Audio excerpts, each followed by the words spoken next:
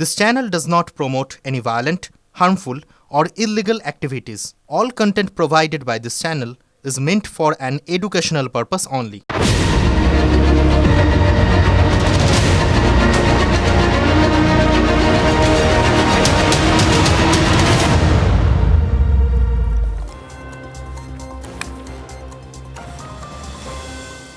আমি সচরাচর এরকম কাগজপত্র নিয়ে খুব একটা আলোচনা করতে বসি না, আপনাদের সামনে তো আসি না, আপনারা দেখেছেন সেটা। কিন্তু আজকে কাগজ ছাড়া আর কিছু মাথায় ঘুরছেই না।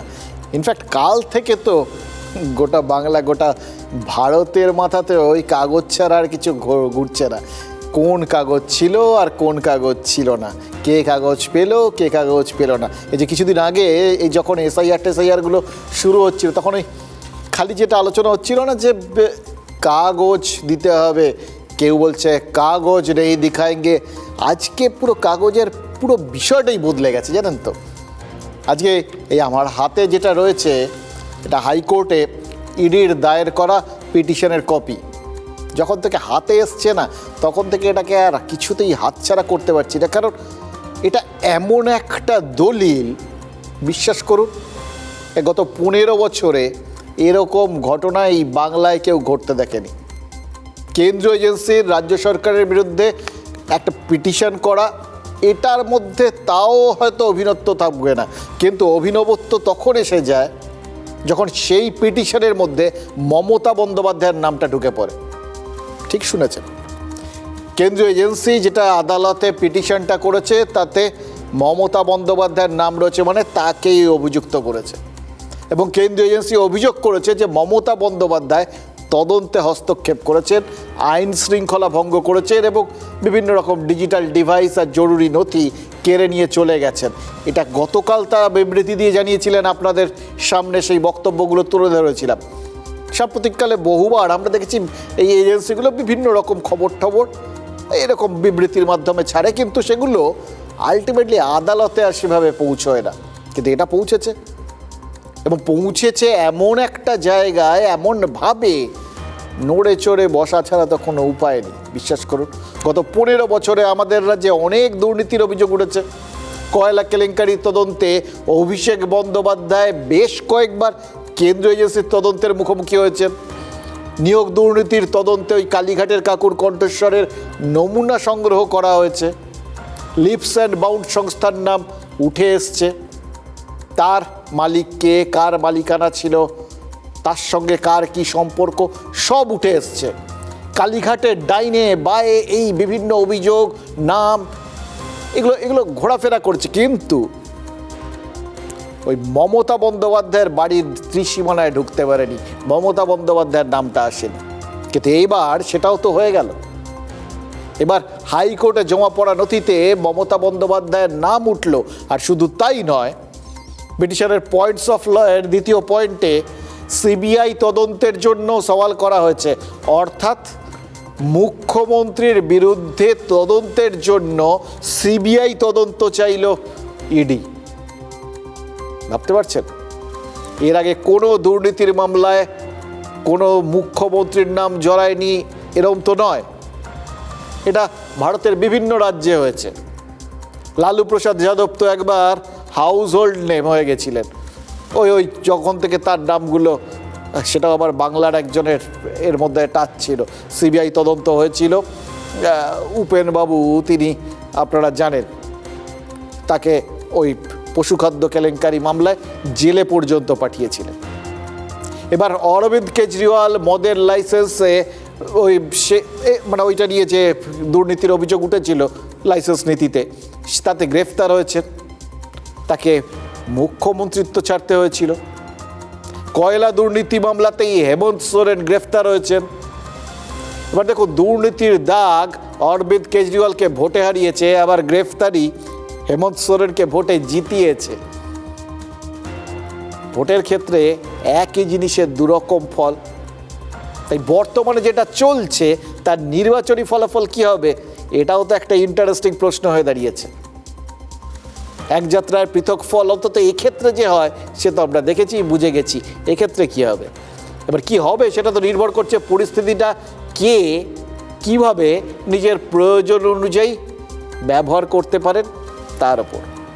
দেখুন, মমতা বন্দ্যোপাধ্যায় কাল প্রতীক জৈনের বাড়িতে যাওয়ার আগের থেকেই কিন্তু জানতেন যে তিনি কি করতে চলেছেন এবং এর পরিপ্রেক্ষিতে কি কি হতে পারে। এবার হয়তো এটা হতে পারে যে তিনি নিজের ইমেজ সম্পর্কে এতটা আত্মবিশ্বাসী ছিলেন যে তিনি বাকি এর পরবর্তী ক্ষেত্রে কি কি হতে পারে সেগুলোকে ধর্তব্যের মধ্যেই আনেনি। কিন্তু এটাকে তো অস্বীকার করার কোনো উপায় নেই। ভোটের মুখে কার্যত নিজের ইমেজকেই বাজি ধরেছিলেন মমতা বন্দ্যোপাধ্যায় এবং সেই একই আত্মবিশ্বাস, সেই একই রকমভাবে ওই ক্রিকেটে একটা কথা আছে না, চালিয়ে খেলা, মানে চরম আক্রমণাত্মক মোডে চলে যাওয়া, সেখান থেকে সরে আসার আর কোনো রকম একটা ইঙ্গিত না দেওয়া, সেটা তো আজকেও দেখা যাচ্ছে। ইডির বিরুদ্ধে পাল্টা মামলা রুজু করেছেন মমতা বন্দ্যোপাধ্যায়, এটাও তো অভিনব। ইডির বিরুদ্ধে মামলা হতে পারে, কিন্তু মামলার রুজুকারীকে, অভিযোগকারিণীকে মমতা বন্দ্যোপাধ্যায়। তাও এক জায়গায় না, দু জায়গায়। শেক্সপিয়ার সরণি আর ইলেকট্রনিক্স কমপ্লেক্স থানায় মমতা বন্দ্যোপাধ্যায় নিজে ইডির বিরুদ্ধে এফআইআর করেছেন। এবার দেখুন, পুলিশ স্বতঃপ্রণোদিত মামলা রুজু করেছে, হাইকোর্টে তৃণমূলের তরফে ইডির পাল্টা মামলা দায়ের করা হয়েছে এবং আর যা যা হয়েছে আর কি, যে অভিযোগগুলো তারা করছেন, তৃণমূল অভিযোগ করেছে যে প্রতীক জৈনের বাড়ি আর অফিসে হানা দিয়ে নির্বাচনী এজেন্সি তাদের নির্বাচনী কৌশল চুরি করেছে। এগুলো পুরো রাজনৈতিক লাইনে এগোচ্ছে, কিন্তু গোটা বিষয়টা অন্য মাত্রা যোগ হয়ে গেছে এই মমতা বন্দ্যোপাধ্যায়ের নাম মামলায় আসা এবং তার অভিযোগ দায়ের করা। এবার ইডি আর তৃণমূল দুটো মামলায় একই সঙ্গে শুনানি হওয়ার কথা ছিল আজ, সেটাও তো ভেস্তে গেছে। এটাও একটা অভূতপূর্ব ঘটনা, মানে বিভিন্ন কারণে মামলা ওঠে না, এটা আমরা দেখেছি। কিন্তু এরকম হইহট্টগোল হয়েছে ওই এজলাসের মধ্যে, যার জন্য বিচারপতি মামলাটা শুনতে পাবেন না বলে মামলাটাকে পিছিয়ে দিচ্ছেন, এটাও তো হয়নি। মানে আমরা একের পর এক অভূতপূর্ব ঘটনার সিরিজের সাক্ষী হয়ে থাকছি, প্রত্যেকটাই অসাধারণ অসাধারণ সব ঘটনা, জানেন তো। যত দেখছি আর মনে হচ্ছে ভাগ্যিস আমরা এই বাংলায় জন্মেছি, তাই জন্য নিজেদের একদম ধন্য মনে হচ্ছে, সার্থক মনে হচ্ছে। এবং বিশ্বাস করুন, আমাদের প্রজন্মের মানুষজন কত কিছু দেখে ফেললেন। সেই কোভিডের মতো ঘটনাও আমরা দেখেছি, আর আয়লা, সুনামি, এই সমস্তগুলো তো আছেই। আর তারপরে ধরুন 34 বছরের বাম শাসনের অবসান, সবই দেখে ফেলেছি, এবার এগুলোও দেখছি। এই না হলে জীবন সার্থক বলুন তো?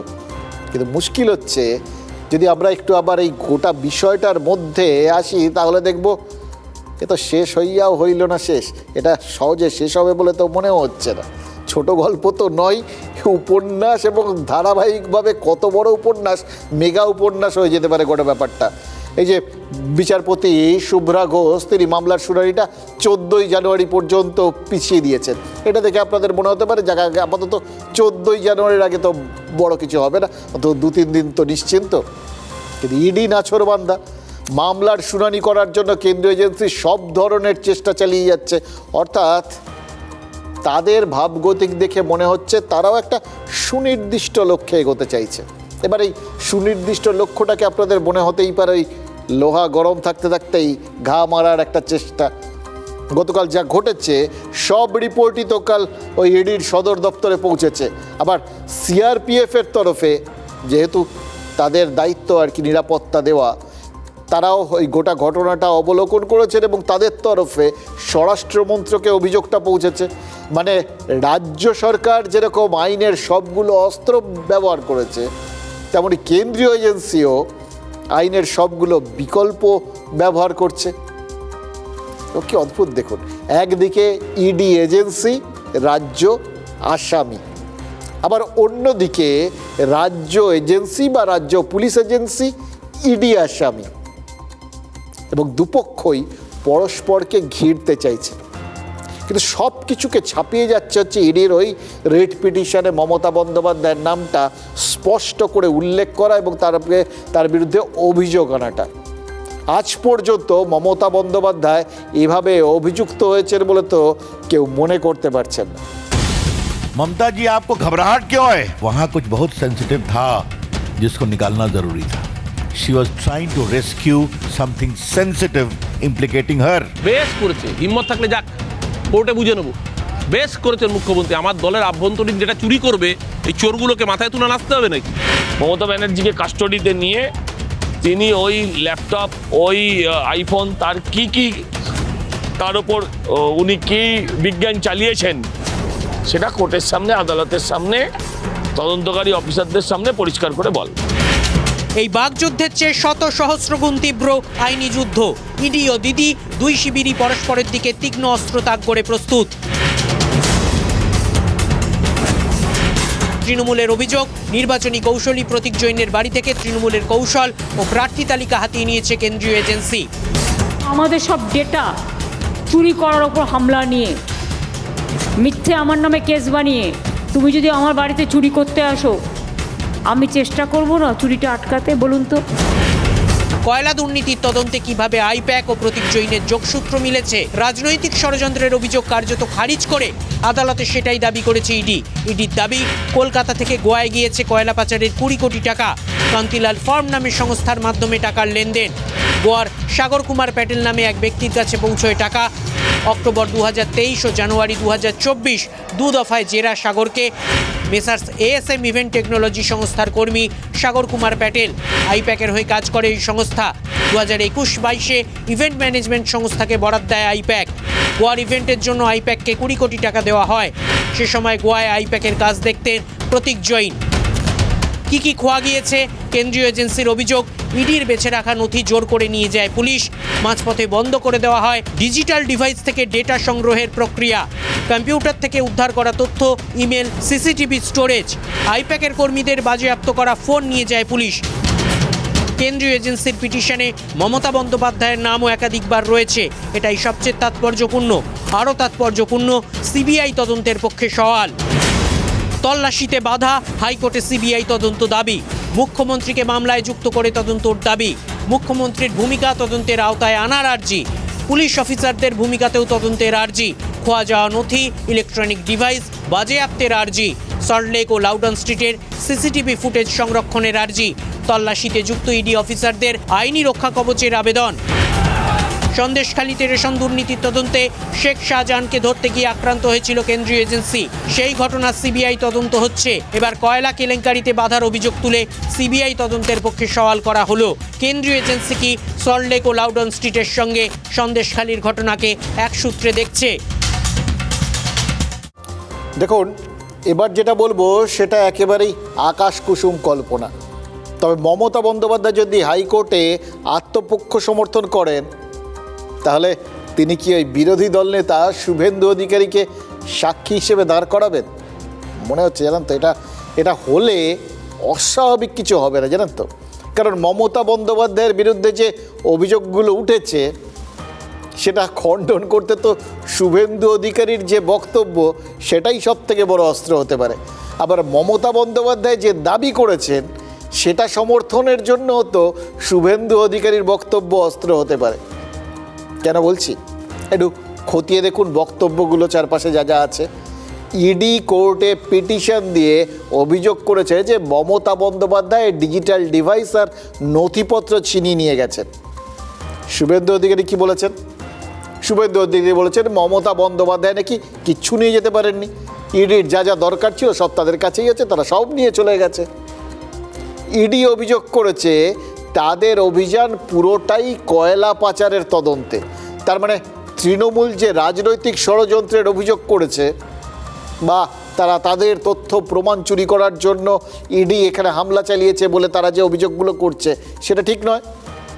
অথচ শুভেন্দু অধিকারী অভিযোগ করেছেন মমতা বন্দ্যোপাধ্যায় প্রার্থী তালিকা নিয়ে গেছেন, আর সেটা তো মমতা বন্দ্যোপাধ্যায় বলছেন। কি অদ্ভুতভাবে দুজনের বক্তব্য মিলে যাচ্ছে ভাবুন তো। প্রতীক জৈনের বাড়ি আর অফিসে তার পার্টির প্রার্থী তালিকা এবং নির্বাচনী কৌশল ছিল, সেটাই হাতাতে এসেছিল কেন্দ্রীয় এজেন্সি, সেটাই তিনি নিয়ে গেছেন। তার বাড়িতে চুরি হলে তিনি ঢুকবেন না বলেছেন তো মমতা বন্দ্যোপাধ্যায়, শুনলেন তো। আপনার বাড়িতে চুরি হলে আপনি ঢুকবেন না? এটা সহজ প্রশ্ন। এবার তিনি সেটাই করেছেন, নাগরিক অধিকারের প্রয়োগ করেছেন, এটাই বোঝানোর চেষ্টা করেছেন আর কি। তো শুভেন্দু অধিকারী তো সেটাকেই সমর্থন করে দিয়েছেন। তাহলে শুভেন্দু অধিকারী আর মমতা বন্দ্যোপাধ্যায়ের কথা মিলে যাচ্ছে, এটা বুঝতে পারছেন? ইডির উপরে হামলা, তথ্য প্রমাণ লোপাট। মমতা ব্যানার্জি কিছু নিয়ে যেতে পারেননি। মমতা ব্যানার্জি ক্যান্ডিডেটদের প্রপোজ লিস্টটা নিয়ে গেছেন, কিন্তু ওটার কপি অনেকের কাছেই রয়ে গেছে। মমতা ব্যানার্জি ল্যাপটপটা নিয়ে গেছেন, ল্যাপটপের ভিতরে কি আছে কেউ জানেন না। তো বোকার মতো কাজ। দেখুন, কে কি করেছেন আমরা জানি না, কিন্তু মুশকিল হচ্ছে শুভেন্দু অধিকারীর এই বক্তব্যের আরও তো কয়েকটা দিক রয়েছে। সেভাবে শুভেন্দু অধিকারী কথাগুলো বললেন, তার থেকে তো স্পষ্ট ইডির কাছে কি আছে, ইডি কি পেয়েছে, মমতা বন্দ্যোপাধ্যায় কি নিয়ে যেতে পারেননি, সবটা তার জানা রয়েছে। এবার এই বক্তব্যগুলো যদি সঠিক হয়, মানে তিনি যেটা দাবি করলেন যে ইডি সব কিছু তাদের যা দরকার ছিল সেগুলো পেয়ে গেছে, তাহলে ইডির যে কালকের বিবৃতি আর আজকের এই যে পিটিশন আদালতে, যেখানে তারা যা যা অভিযোগ করেছেন মমতা বন্দ্যোপাধ্যায়ের নামে, সেগুলো সব মিথ্যে। এটাই তো দাঁড়ায়। একসঙ্গে দুটো জিনিস তো, মানে বিপরীতধর্মী দুটো জিনিস তো সঠিক হতে পারে না, তাই না? এবার আরেকটা জিনিস খেয়াল করে দেখুন, সেটা যদি হয় তাহলে মমতা বন্দ্যোপাধ্যায়ের বিরুদ্ধে কোনো রকম অভিযোগ তো টেকেই না। আবার তার সঙ্গে সঙ্গে বরঞ্চ মমতা বন্দ্যোপাধ্যায়ের আরেকটা বক্তব্য মান্যতা পেয়ে যায়। তারা প্রথম থেকে বলে আসছিলেন কি, এই ইডিকে বিজেপি পাঠিয়েছে, বিজেপির স্বার্থসিদ্ধির জন্য ইডি এখানে হানা দিয়েছে সব তথ্য প্রমাণ নিতে। এবার শুভেন্দু অধিকারী যদি পুরোটাই জানেন যে ইডির কি আছে, কি চেয়েছিল, কি পেয়েছে, মমতা বন্দ্যোপাধ্যায় কি পাননি, সবটাই যদি তিনি ইডি সোর্সে যেটা জানার কথা সেটা জেনে থাকেন, তাহলে তো মমতা বন্দ্যোপাধ্যায়ের বক্তব্য এক্ষেত্রেও মান্যতা পেয়ে যায়। সেই জটিল কিন্তু বিষয়টা। ওই বললেন না কে বোকার মতো কি করেছে, এই বক্তব্যগুলো মাঝে মধ্যে আমাদের ধাঁধায় ফেলে দেয়। কে যে কি করেছেন তারাই ভালো বলতে পারবেন। মমতা বন্দ্যোপাধ্যায় কিন্তু আক্রমণ আরও এক পর্দা চড়িয়ে দিয়েছেন, সেটা খেয়াল করে দেখুন।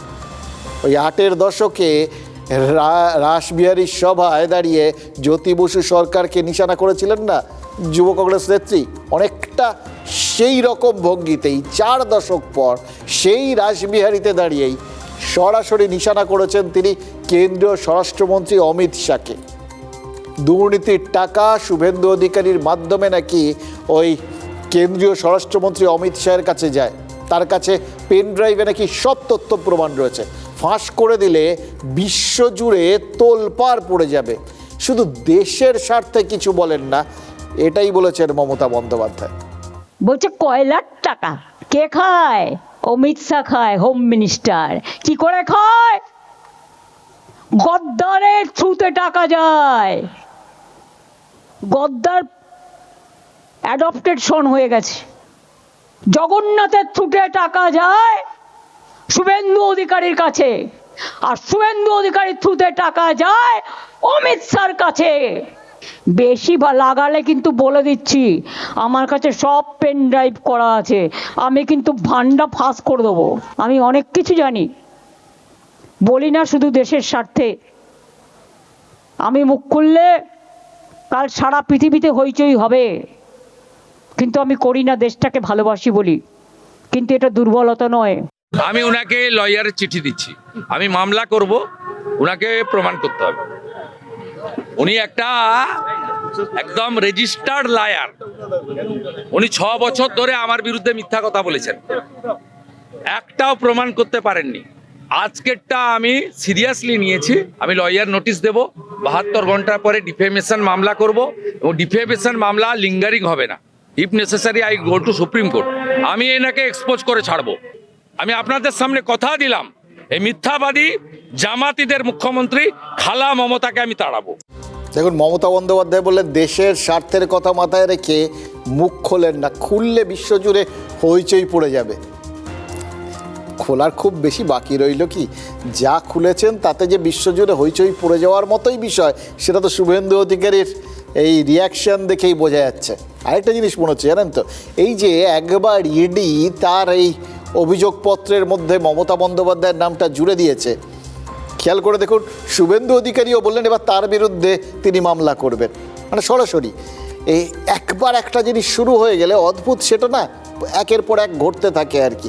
কোথাও গিয়ে ইডির কাজে শুভেন্দু অধিকারী একটু বাড়তি মনের জোর পেলেন কি না, হ্যাঁ সেটা বলাটা খুব মুশকিল। তো একটা জিনিস জানেন তো, খুব মনে হয় এই রাজনৈতিক নেতারা যখনই বলেন তাদের কাছে সব আছে কিন্তু তারা নাকি কিচ্ছু দেন না, প্রমাণ করেন না। কেন করেন না বলুন তো? এই ধাঁধাটা না এত বছরে কাটাতে পারলাম না। এই যে বাম আমলে চিরকুটে চাকরি হতো, বা ওই বাম নেতাদের বিরুদ্ধে যে বিভিন্ন রকম তথ্য প্রমাণ তাদের বিরুদ্ধে আছে, বা যারা বিজেপিতে রয়েছেন এখন তাদের বিরুদ্ধে তথ্য প্রমাণ আছে, এগুলো একদিকে তৃণমূলের তরফ থেকে বলা হয়, আবার আরেকদিকে বিজেপি বা অন্যান্য দলের তরফ থেকেও বলা হয়। মানে রাজনৈতিক নেতারা একে অন্যের বিরুদ্ধে রেগুলার বেসিসে বলে যান, কিন্তু প্রকাশ করেন না কেন বলুন তো? এগুলো প্রকাশ করার দরকার আছে তো। এই প্রকাশগুলো করার জন্যই তো আমরা তাদের ভোট ঠোট দিই, তাদের ওপর ভরসা করি। এখন যদি আমরা বুঝতে শুরু করি যে তারা সব আসলে রেখে ঢেকে সবাই সবার স্বার্থ রক্ষা করে চলেন, তাহলে আমাদের নিজেদের একটু বঞ্চিত বলে মনে হবে না বলুন তো? এটা এটা এটা এটা কোনো যুক্তি হলো? এই যে একটু আগে আমার কাছে দেখলাম একটা ভিডিও ঢুকলো, এই বিভিন্ন আমাদের গ্রুপগুলোতে তো আসে, তার মধ্যে দেখছিলাম কংগ্রেসের তরফ থেকে একটা এরকম দাবি তোলা হয়েছে আর কি, যে যখন তথ্য প্রমাণ আছে সেটা কেন প্রকাশ করা হচ্ছে না। এবার তারাও বহু সময় আবার বলেন যে তাদের কাছে বহু তথ্য প্রমাণ আছে কিন্তু সেগুলো তারা প্রকাশ করছে না, করলে নাকি হইচই পড়ে যেত। একটা জিনিস অবশ্য ঠিক জানেন, সবাই যেরকম বলে সেটাতে একদম পুরো বিশ্ব জুড়ে হইচই পড়ে যেত, ভূমিকম্প হয়ে যেত, তাতে না প্রকাশ হওয়াটাই ভালো। যে কদিন আছি আর কি, বিশ্বটা যে কদিন আছে, এমনিতেই তো ডোনাল্ড ট্রাম্পের কাণ্ড কারখানা এই পৃথিবীতে আর কতদিন থাকবে সেটা নিয়ে খুব ঘোরতর সংশয় দেখা দিচ্ছে। তারপর যদি এই সমস্ত কেলেঙ্কারিগুলো ফাঁসটাস হয়ে গিয়ে এমন বিস্ফোরণ হয় যে পৃথিবীটা টুকরো টুকরো হয়ে গেল আর কি, তার থেকে থাক, আমরা বঞ্চিত আছি, ভালো আছি। কিন্তু একটা কথা বলুন তো, গতকাল থেকে ডোনাল্ড ট্রাম্প কি একটু মনক্ষুণ্ণ হচ্ছেন?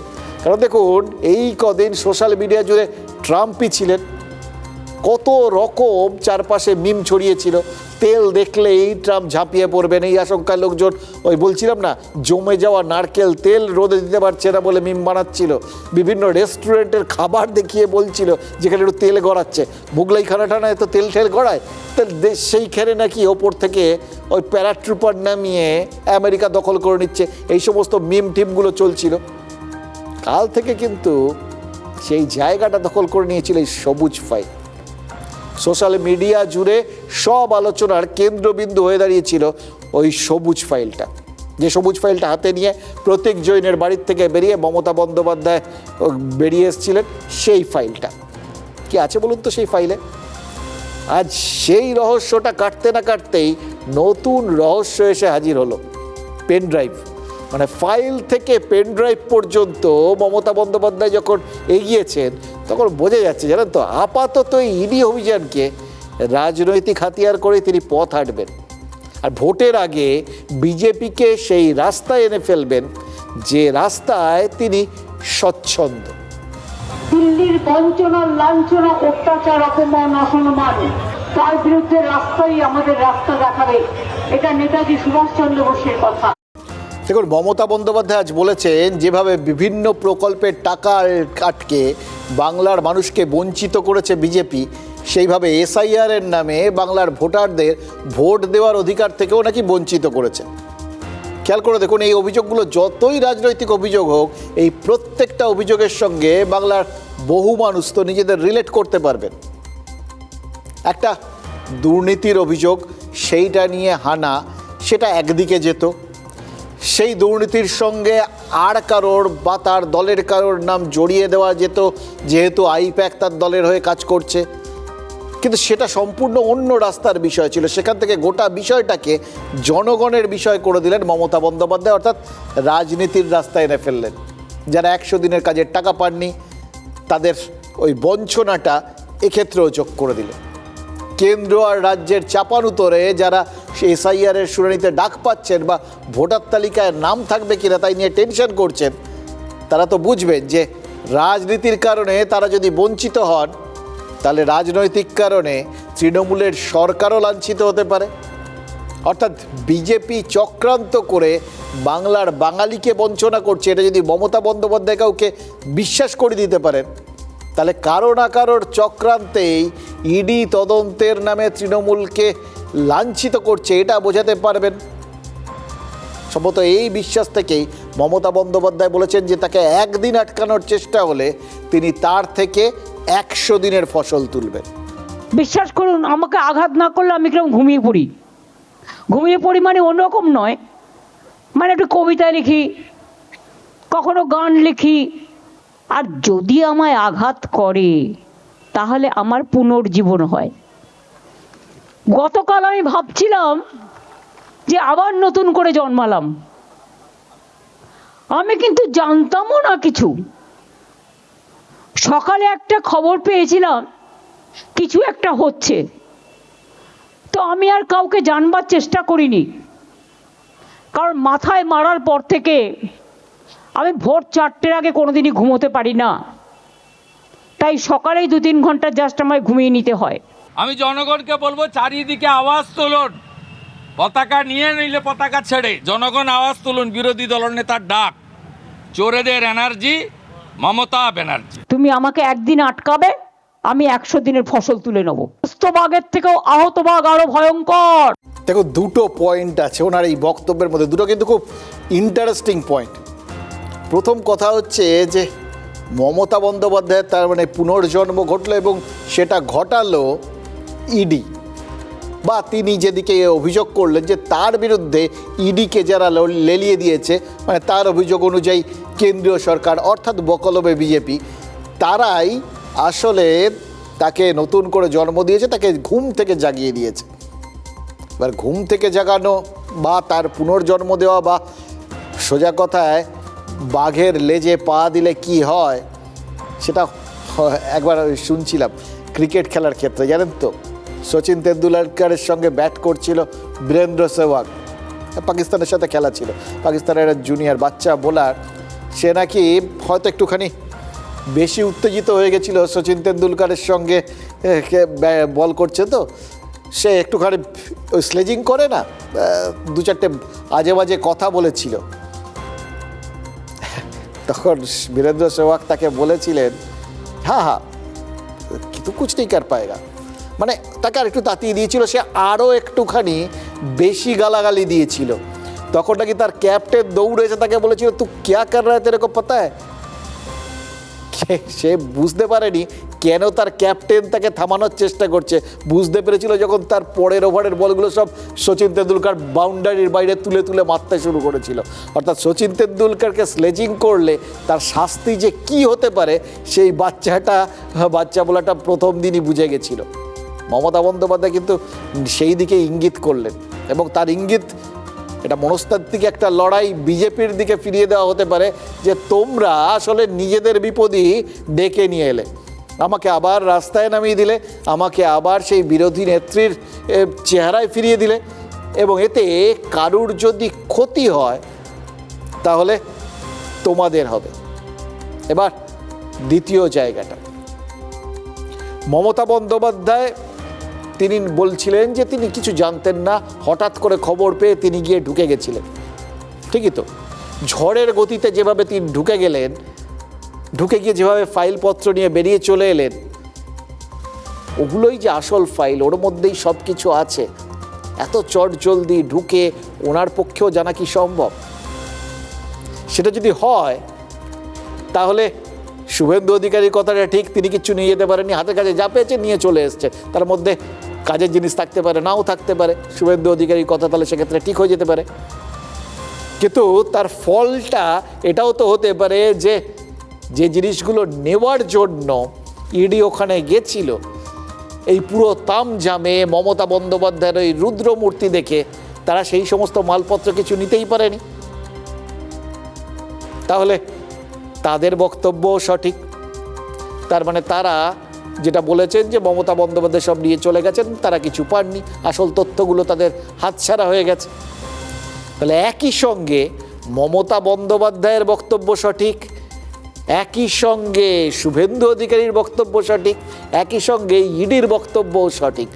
এরকম সঠিক ত্রয়োস্পর্শ যোগ সচরাচর হয় একটাই কারণে, যখন গোটা বিষয়টার মধ্যে রাজনীতি ঢুকে পড়ে।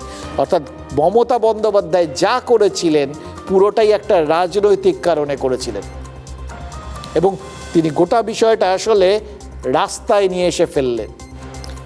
এই যে মমতা বন্দ্যোপাধ্যায় মিছিলটা করলেন, এটা তো তার চেনা রাস্তা। ওই যে বললেন রাস্তাই একমাত্র রাস্তা, সত্যিই তো এই রাস্তাই তাকে তো সব কিছু দিয়েছে, সেই রাস্তাতেই তিনি ফিরে গেলেন। যেরকম অভিজ্ঞ ক্রিকেটাররা যখন দেখেন একটুখানি ব্যাটে বলে ঠিক মতো হচ্ছে না, আজকের দিনটা ঠিক যাচ্ছে না, তখন তারা ভিএর মধ্যে খেলেন, মানে সোজা ব্যাটে সামনের দিকে মেরে যায় খানিকক্ষণ, তারপর যখন ছন্দটা চলে আসে তারপর বাহারি শট মারতে শুরু করে।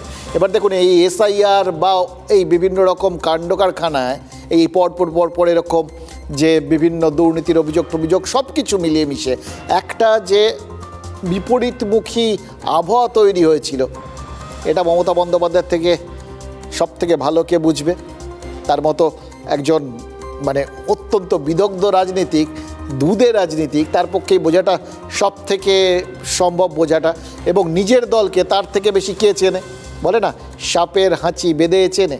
এই দলের মধ্যে এখন যে কত রকম গোষ্ঠীদ্বন্দ্ব তৈরি হয়েছে, বিভিন্ন জায়গায় সবাই যে নিজের মতো করছেন, সেগুলোকে যে ভোটের আগে সামলানো দরকার, সেটাও তার থেকে ভালো কে জানে। এই সময় তো দরকার ছিল একটা মহৌষধের। এই মমতা বন্দ্যোপাধ্যায় তার ক্ষেত্রটাই কি আসলে প্রস্তুত করে নিয়েছেন সেদিন গিয়ে, এবং সেটা দেখুন কত বড় ঝুঁকি নিয়ে, সেটা বুঝতেই পারছেন। আগে এতগুলো কথা বললাম, ঝুঁকিটা যে আছে সেটা তো বুঝতেই পারছেন, কিন্তু সেটা নিয়েছেন কি সেই ঝুঁকির যা ক্ষতি তার থেকে লাভটা বেশি হবে বলে। এবার আপনাদের মনেই হতে পারেন তাহলে এই মিছিলে ক্ষতিটা কার, ইডির বা বিজেপির? আমার একটা অন্য কথা মনে হচ্ছে জানেন তো, এই ক্ষেত্রে এই যে পুরো বিষয়টাকে রাজনীতিতে নিয়ে এসে ফেললেন, এবং যে গোটা বিষয়টা এখন গত দুদিন ধরে কালকে আজকে পুরোটাই মমতা বন্দ্যোপাধ্যায়ময় হয়ে গেল, তাতে অভিষেক বন্দ্যোপাধ্যায় কিন্তু একটু আড়ালে চলে গেলেন। খেয়াল করে দেখুন, অভিষেক বন্দ্যোপাধ্যায় তার নিজের মতো করে একটা আন্দোলন বা একটা কর্মসূচি নিয়েছিলেন। এই কর্মসূচিটা একদমই তার নিজস্ব ব্র্যান্ডের, এটা কিন্তু মমতা বন্দ্যোপাধ্যায় ব্র্যান্ডের জিনিস নয়, মমতা বন্দ্যোপাধ্যায়ের ছাপ ছিল না সেটার মধ্যে, এটার মধ্যে পুরোপুরি অভিষেক বন্দ্যোপাধ্যায়ের ছাপ ছিল। তার র্যাম্প, তার পরিযায়ী মানে ইস্যুর থেকে শুরু করে সব কিছু, এবং নিজের ইস্যুর প্রতি তিনি যে আটকে থাকতে চাইছেন, তার বাইরে যে বেরোতে চাইছেন না নিজের কর্মসূচির বাইরে, সেটা পরিষ্কার বোঝা যাচ্ছিল। যখন গতকাল এরকম আইপ্যাকের অফিসে রেড হচ্ছে, তখন তিনি ওই বক্তব্য রাখতে উঠেছেন, সেখানেও কিন্তু বিন্দুমাত্র নিজের রাস্তা থেকে নিজের বক্তব্য থেকে সরেননি। এই যে একদমই মমতা বন্দ্যোপাধ্যায় ব্র্যান্ডের বাইরে একটা থিম নিয়ে বা বলা চলে যে নিজের মতো করে একটা তিনি আন্দোলন গড়ে তুলছিলেন, সেটা কিন্তু হঠাৎ করেই একটু আড়ালে চলে গেল। এটাও হয়তো তাদের স্ট্র্যাটেজি ছিল যে একদিকে তিনি একরকমভাবে আন্দোলন করবেন, এটা তৃণমূলের ফয়দা হবে, আর মমতা বন্দ্যোপাধ্যায়ের মতো সামলাবেন, তাতে আর একরকম ফয়দা হবে, যুগলবন্দীদের তৃণমূল আবার ক্ষমতায় আসবে। কিন্তু হয়তো মমতা বন্দ্যোপাধ্যায় বুঝতে পেরেছিলেন এই সময় তার একক ভূমিকাটা বা তার সামনে আসাটা একটু বেশি জরুরি হয়ে পড়েছে। সেই জন্যই কি তিনি এত বড় একটা সিদ্ধান্ত নিয়ে ফেললেন এবং পুরোটা রাজনীতির ময়দানে এনে ফেললেন। তবে আরেকটা জিনিস, গোটা বিষয়টার মধ্যে এই প্রাথমিকভাবে হয়তো এটা স্ট্র্যাটেজিক্যালি অভিষেক বন্দ্যোপাধ্যায় মমতা বন্দ্যোপাধ্যায়কে আলোটা ছেড়ে দিয়ে সাইডে ছিলেন, তিনি গতকাল কোনো কথা বলেননি, কিন্তু তার সেই নীরবতা নিয়ে নানা রকম বক্তব্য উঠছিল। অভিষেক বন্দ্যোপাধ্যায় আজ মুখ খুলেছেন এবং তিনিও মমতা বন্দ্যোপাধ্যায়ের লাইনেই বলেছেন যে এসআইআর নিয়ে বিজেপি যখন ভোটারদের ভোটাধিকার কাটছে, আইপ্যাক তখন ভোটারদের স্বার্থে কাজ করছে বলেই নাকি ইডিকে পাঠানো হয়েছে। অর্থাৎ মমতা বন্দ্যোপাধ্যায়ের পর অভিষেক বন্দ্যোপাধ্যায় হয়তো বুঝিয়ে দিলেন তৃণমূলেরই প্রতীক এই প্রতীক জয়। তবে সেটা করতে গিয়ে একটু দেরি হয়ে গেল কিনা সেটা অনেকে বলছেন আর কি, জানেন তো, কারণ এই ইডির অভিযান আর অভিষেক বন্দ্যোপাধ্যায়ের প্রতিক্রিয়ার মধ্যে 30 ঘন্টা কেটে গেছে। এবার সেটা যদি স্ট্র্যাটেজি হয় কিছু বলার নেই। তৃণমূল যদি ধরে থাকে মমতা বন্দ্যোপাধ্যায়ের আন্দোলনই তাদের সব থেকে বড় পাথেয়, তাহলেও এইগুলো হয়তো ধামাচাপা পড়ে যাবে। কিন্তু বিরোধীদের বলার জন্য যে 2-4টে পয়েন্ট রয়ে গেল, এটাও অস্বীকার করা যাবে না। আমাদের চমকাচ্ছে, আরে ভুলে গেছো মমতা বন্দ্যোপাধ্যায় রাতারাতি তৈরি হয়নি। ভাবছে একদিকে ইসিকে লাগিয়ে, ইলেকশন কমিশনকে লাগিয়ে মানুষের ভোটাধিকার কেড়ে নেব, আর আরেকদিকে ইডিকে লাগিয়ে বিরোধী দলের কণ্ঠরোধ করব। তুমি ইডি লাগাও, তুমি সিবিআই লাগাও, তুমি কেন্দ্রীয় বাহিনী লাগাও, বিচার ব্যবস্থা লাগাও, তুমি ইনকাম ট্যাক্স লাগাও, তুমি যত অর্থবল তোমার কাছে রয়েছে লাগাও। বাংলার মানুষ বিজেপির জল্লাদদের কাছে আর দিল্লির জমিদারদের কাছে মাথা নত করবে না। অভিষেক বন্দ্যোপাধ্যায় আক্রমণে গেলেন, দেরিতে হলেও আক্রমণে গেলেন, কিন্তু একটু ডিফেন্সিভ মোডে, একটু রক্ষণাত্মকভাবে আক্রমণাত্মক হলেন। আর উল্টো দিকে মমতা বন্দ্যোপাধ্যায় কিন্তু ওই বললাম আক্রমণে একদম রাগ ঢাক কোনো কিছু করেননি। এখানেই তৃণমূল নেত্রীর সাথে তৃণমূলের সর্বভারতীয় সাধারণ সম্পাদকের একটা পার্থক্য। এবার এটাকে আপনারা আবার ক্রিকেটীয়ভাবে দেখতে পারেন। একজন একটু ধরে খেলছেন, ওই বলেন না যে তুই মার, আমি ধরে খেলছি, এরকম একটা ব্যাপার। হয়তো এক্ষেত্রে সিনিয়র হিসেবে মমতা বন্দ্যোপাধ্যায় অভিষেক বন্দ্যোপাধ্যায়কে বলেছেন তুই একটু ধরে খেল, আমি মারছি। তো সুতরাং মমতা বন্দ্যোপাধ্যায় আগ্রাসী হবেন, সেটাই তো স্বাভাবিক। এবং সেটা করতে গিয়ে তিনি নিজের সেই প্রত্যেকটা সাফল্যের জায়গাকে নতুন করে মানুষের সামনে তুলে ধরেছেন। অর্থাৎ তিনি বুঝতে পেরেছেন যে তার সাম্প্রতিককালের যে ইমেজটুকুনি, ভাবমূর্তিটুকু, এটাতে হবে না। এখন যে পরিস্থিতি, 3টে টার্মের পর 4র্থ টার্মের মুখে গিয়ে দাঁড়িয়ে যদি ভোটের পাড়ানি জোগাড় করতে হয়, তাহলে তাকে আরেকটু পিছিয়ে যেতে হবে, ভাবমূর্তিটাকে আরেকটু পেছন থেকে আনতে হবে। সুতরাং তিনি আজকে বলেছেন যে 1990 সালে সিপিআইএমের গুন্ডারা তাকে আঘাত করায় তার রাজনৈতিক জীবনের মোড় ঘুরে গেছিল। তার সঙ্গে লিঙ্ক করে দিলেন কি, কাল বিজেপি ইডিকে দিয়ে তৃণমূলের ভোট কৌশল চুরি করার চেষ্টা করায় তার রাজনৈতিক জীবনের পুনর্জন্ম হয়েছে। অর্থাৎ সেদিনের সিপিআইএম, আজকের বিজেপি। সিপিআইএমের বিরুদ্ধে তিনি ওই 34 বছরের শাসন ধুলোয় মিশিয়ে দিয়েছিলেন। সুতরাং বিজেপিরও সেই একই হাল করবেন। সবার বিরুদ্ধেই তিনি লড়াইয়ে একমেব দ্বিতীয়াম, এবং তার বিরোধী নেত্রীর ইমেজ ওঠাও এই বাংলায় একমেব দ্বিতীয়াম। সমস্ত কিছু বলে না, পৃথিবীতে একটা জিনিসই কনস্ট্যান্ট, স্থির, সেটা হচ্ছে পরিবর্তন। পরিবর্তনটাই একমাত্র স্থির জিনিস। Change is the only constant thing. কিন্তু মমতা বন্দ্যোপাধ্যায়ের এই বিরোধী একটা ইমেজ, এটা কিন্তু কনস্ট্যান্ট, পরিবর্তনহীন। এবার দেখুন তাহলে গোটা বিষয়টায় মমতা বন্দ্যোপাধ্যায় তার পুরনো অবতারে ফিরে যাওয়ায় তৃণমূল তারা আশা করতেই পারে তাদের ফের রাজনৈতিক লাভ হবে। মমতা বন্দ্যোপাধ্যায় নিজের প্রশাসনিক যে ক্ষমতা সেটা ব্যবহার করে যেভাবে ইডির কাজে বাধা দিয়েছেন বা তার থেকে কাগজপত্র নিয়ে এসছেন, এবং তার পরিপ্রেক্ষিতে ইডি যেভাবে ওই আদালতে তার নাম যোগ করেছে, অর্থাৎ তার নাম ওই দুর্নীতির তদন্তের সাথে জুড়ে দিতে পেরেছে, এটাতে বিজেপি ভাবতে পারে তাদের লাভ হবে। অর্থাৎ রাজনৈতিক দলগুলো সব নিজের নিজের মতো করে লাভের কথা হয়তো ভেবে ফেলবে, হয়তো সবাই নিজের নিজের মতো করে লাভবান হবেও, কিন্তু বিশ্বাস করুন এর মাঝখানে ক্ষতিটা কার হচ্ছে? একটা জিনিস কিন্তু হচ্ছে, বাংলার ভোটের অর্থাৎ রাজনীতির পুরো ব্যাপারটা তো রাজনীতির ময়দানে চলে এসছে, কিন্তু রাজনীতির ময়দানে যেভাবে এসছে তাতে যদি ক্ষতিকারুর হয় সেটা বাংলার ভাবমূর্তির হয়েছে। গোটা ভারতের কাছে কিন্তু এই গোটা বিষয়টা আলোচনার বিষয় হয়ে গেছে, এইটাকে অস্বীকার করার কোনো জায়গা নেই। আমি কাল যা করেছি as a all India Trinamool কংগ্রেসের চেয়ারম্যান করেছি, এবং যা করেছি আমি কোনো অন্যায় করিনি। তুমি আমায় খুন করতে এসছো, আমার আত্মরক্ষা করার অধিকার আছে। চোরের মতো কেন এসছো?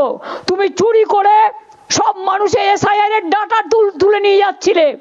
তুমি আমার বিএলএ 1 এর ঠিকানা, বিএলএ 2 ঠিকানা, সাধারণ মানুষের দরখাস্ত, তুমি সমস্ত ডেটা আমার অফিস থেকে চুরি করছিলে, যে অফিস আইপ্যাককে আমরা অথরাইজ করেছি। ওটা কি ওনার বাড়ি নাকি, না তৃণমূলের অফিস? আইপ্যাকের সঙ্গে ওনার চিটাগুড়ের কি ব্যবসা আছে? কি ব্যবসা আছে? কে এরা? মমতা বন্দ্যোপাধ্যায় কোনো অন্যায় করেননি।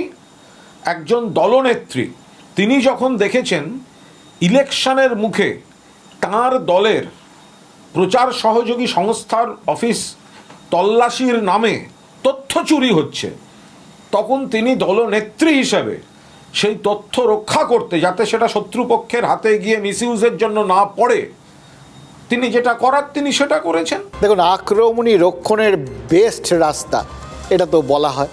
এই যেভাবে তৃণমূল নেত্রী নিজে বলছেন যা করেছি বেশ করেছি, এবং যেভাবে তৃণমূলের বাকি নেতারা বলে যাচ্ছেন তিনি যা করেছেন একদম ঠিক করেছেন, তার থেকে তো এটা মনে হতে পারি তারা সবাই ওই আক্রমণাত্মক মোডেই হাঁটতে চাইছেন, যে ওটা হলে রক্ষণটা হয়ে যাবে। এবার দেখুন, যেটা বললাম, গোটা ভারতে এর ফলে একটা বার্তা যেতেই পারে যে আমাদের এই বাংলায় একটা অদ্ভুত নিয়ন্ত্রণহীনতা, আইনহীনতা কাজ করে।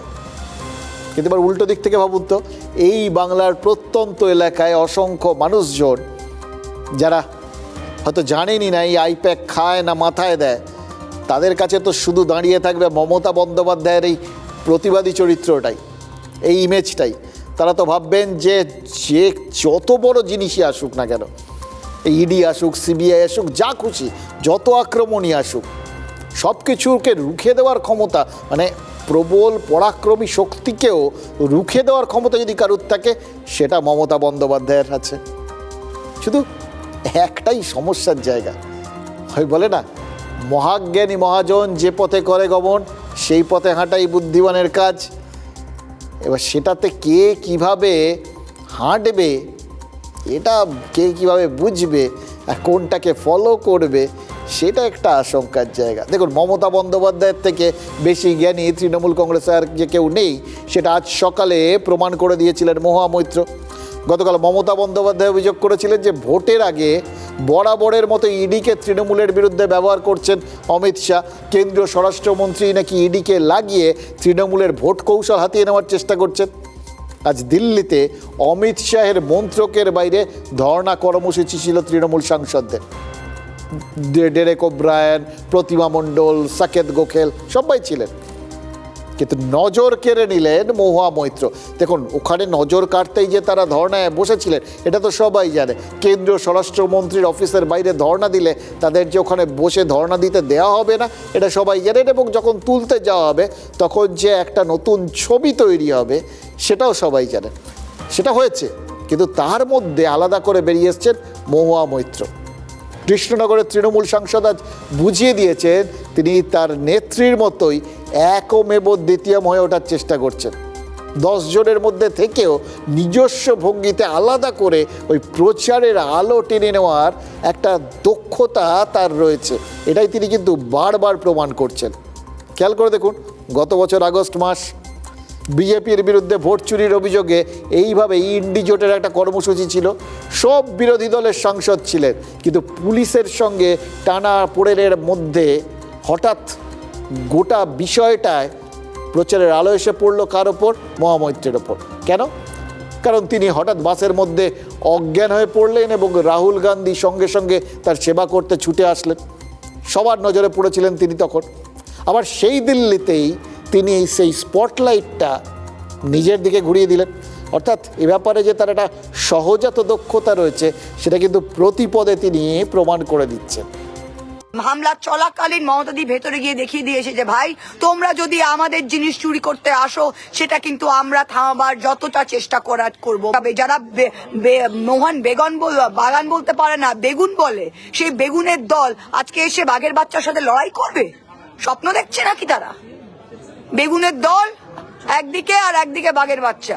দেখুন কিভাবে প্রত্যেকটা জিনিসের সঙ্গে মানুষের সেন্টিমেন্টকে জুড়ে দিয়ে গোটা বিষয়টা একটা ইডির তদন্তের বিষয়, একটা দুর্নীতি তদন্তের বিষয়, সেটাকে জনমানসের বিভিন্ন সেন্টিমেন্টের সঙ্গে মিলিয়ে দিচ্ছেন। যে ইস্যুটা হয়তো দুর্নীতির ছিল সেটা মানুষের ইস্যু করে দিচ্ছেন, সেটা এদের প্রত্যেকের বক্তব্য থেকে পরিষ্কার। মোহনবাগানের ক্ষেত্রটায় এই এখন সোশ্যাল মিডিয়ায় চলছে, আপনারাও সবাই দেখেছেন যে কেন্দ্রীয় মন্ত্রী মনসুখ মান্ডব্য তিনি বলতে গিয়ে উচ্চারণে ভুল করেছিলেন, মোহনবাগান বলতে পারেননি, ইস্ট বাগান বলেছেন। তো এইগুলো করতে গিয়ে তার যে উচ্চারণের ধরনটা সেটা নিয়েই শুনলেন মহামৈত্র এক্ষেত্রে এই রাজনৈতিক কর্মসূচিতে সেটাকে জুড়ে দিলেন। মুখ্যমন্ত্রী আজ কলকাতার কর্মসূচি থেকে নিজেকে ফের আহত বাঘের সঙ্গে তুলনা করেছেন, আর দিল্লিতে মহামৈত্র বলেছেন তাঁরা বাঘের বাচ্চা। রাজনৈতিক ডিএনএ কীরকম ম্যাচ করে যাচ্ছে দেখেছেন? এই এসআইআরের কল্যাণে কিন্তু আমরা ম্যাচিংটা খুব ভালো শিখে গেছি, কোনটার সাথে কোনটা ম্যাচ করতে হবে। দেখুন কি ঝটপট আপনার চোখের সামনে চলে আসছে। এবং খেয়াল করে দেখুন বাংলার বাঙালিকে বঞ্চনার লাঞ্ছনার যে অভিযোগ মমতা বন্দ্যোপাধ্যায় করেছেন, সেই বঞ্চনার লাঞ্ছনার কথাই মহামৈত্র স্মরণ করিয়ে দিয়েছেন। এবং ওই একইভাবে পুরো ব্যাপারটাকে যেটা মানুষের ইস্যু সেই জিনিসটাকেই তারা এই গোটা বিষয়টাকে এই দুর্নীতির ইস্যুর সাথে মিলিয়ে দিয়েছেন, অর্থাৎ দায়টা সবার ওপর সমানভাবে চাপিয়ে দিয়েছেন। এটা যে কী হয়েছিল সেটা কারোর মনে থাকবে না। মানে গোটা বিষয়টাই না, এইটা কিন্তু রাজনৈতিক নেতাদের কাছে শেখার বিষয়। ওই আমরা মাঝে মধ্যে বলি না টেনশন লেনে কা নেই দেনে কা হয়, সিনেমার ডায়ালগ। রাজনৈতিক নেতারা এটা দুর্দান্ত করেন, যে জিনিসটা তাদের ঘাড়ে চাপতে পারে তারা সেটা মানুষের ঘাড়ে চাপিয়ে দেয়। এক্ষেত্রেও তাই। আর ওই বললেন মহাজ্ঞানী মহাজন, ঠিক যে রাস্তা দেখিয়েছেন সেই রাস্তাতেই মহামৈত্র এগিয়েছেন। এবার এটা দেখে কেউ কেউ কিন্তু ভাবতে পারে যে তৃণমূলের মতো এরকম শৃঙ্খলাবদ্ধ দল আর খুব একটা হয় না। এক ইঙ্গিত এসছে, একটা রাস্তা দেখানো হচ্ছে, সবাই সেই রাস্তাতেই হাঁটছেন, সুশৃঙ্খলভাবে হাঁটছেন। তার বাইরে আর ডাইনে বায়ে তারা একবারও যাওয়ার চেষ্টা করছেন না। এর সঙ্গে তারা আরও একটা কাজ করেছেন, খেয়াল করে দেখুন। মানুষের ওই বললাম না মানুষের ইস্যু করে দেওয়ার জন্যে বা মানুষের সঙ্গে সাধারণ মানুষের সাথে তারা যে আসলে এক, অন্তত এই ভোটের সময়টায় রাজনৈতিক নেতারা প্রতি মুহূর্তে সেটা কিন্তু প্রমাণ করতে চেষ্টা করেন। সেটাও তো দেখলাম এই যে দিল্লিতে তারা, আমি বললাম যে স্বরাষ্ট্রমন্ত্রীর দফতরের সামনে এরকম যদি ধর্ণা হয় তাহলে তাদের পুলিশ যে তুলে নিয়ে যাবে এটা তো সবাই জানেন। এর আগে সেটা হলো, এবার সেটা হওয়ার ফলে তারা কোন জায়গার সঙ্গে নিজেদের মিলিয়ে দিতে পারলেন, আপনাদের সবার চোখের সামনে কোন স্মৃতিটা ভেসে উঠল খেয়াল করে দেখুন। ওই দুর্নীতির কারণে চাকরি যাওয়া বা চাকরি না পাওয়া শিক্ষকরা যখনই আন্দোলনে এসছেন, এইভাবেই তো পুলিশ তাদের টেনে হিঁচড়ে কখনো মারধর করে কখনো কামড়ে বা খিমচে দিয়ে সরিয়ে নিয়ে গেছে বলে অভিযোগ। আজ সেই অভিযোগ দিল্লি পুলিশের বিরুদ্ধে তুললেন মহামৈত্ররা, আর প্রমাণ করে দেওয়ার চেষ্টা করলেন আসলে সাধারণ মানুষের মধ্যেই তারা আছেন, তারা সাধারণ মানুষের মতোই, মানুষের জন্যই তারা আছেন, সাধারণ মানুষের মতোই তারা প্রত্যেকটা ক্ষেত্রে ভুক্তভোগী।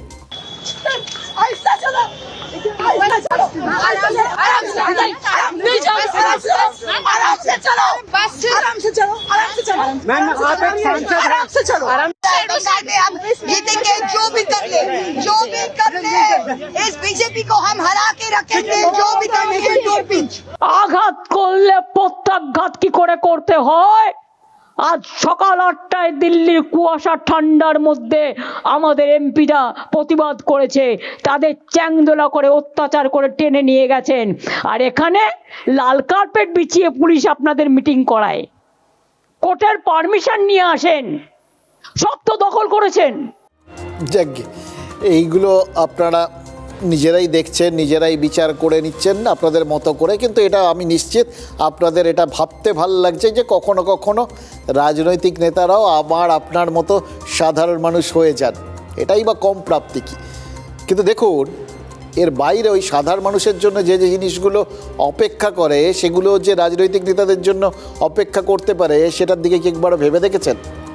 এই যে ধরুন মমতা বন্দ্যোপাধ্যায় বললেন, এবং যেটা সার্টিফাই করলেন শুভেন্দু অধিকারী, মমতা বন্দ্যোপাধ্যায় বললেন যে তাদের প্রার্থী তালিকা নিয়ে যেতে এসেছিল ইডি, আর শুভেন্দু অধিকারী বললেন উনি একটা প্রার্থী তালিকা নিয়ে গেছেন, কিন্তু প্রার্থী তালিকা তো ঠিক চারপাশে ছড়িয়ে গেছে। এবার তার মানে প্রশ্নপত্র ফাঁস। প্রশ্নপত্র ফাঁস হলে কি হয়? প্রশ্ন বদল করা হয়, এই তো। কিছু প্রশ্ন থাকে যেগুলো ওই নতুন প্রশ্নপত্রেও জায়গা পেয়ে যায়, কিন্তু কিছু প্রশ্ন সেগুলো তো বদলে যায়। ফলে এই যে ভোটার তালিকায় যারা একদমই নিশ্চিত, অটোমেটিক চয়েস, তারা না হয় তাদের টেনশন কম, তারা থাকবেন। কিন্তু যারা 50-50, মানে এক্ষেত্রে ওয়েটিং লিস্টে ছিলেন, সেই প্রশ্নগুলো মানে তাদের জায়গাগুলো কি বদলে যেতে পারে, সুযোগ চলে যেতে পারে। তাহলে তারা কি করবেন? ওই সাধারণ মানুষের মতো, মানুষ যেরকম খড়কুটো আঁকড়ে ধরার চেষ্টা করে বা নিজের দাবিটা তোলার মাঝে মধ্যে চেষ্টা করে মরিয়া হয়ে, সেরকমই করবেন।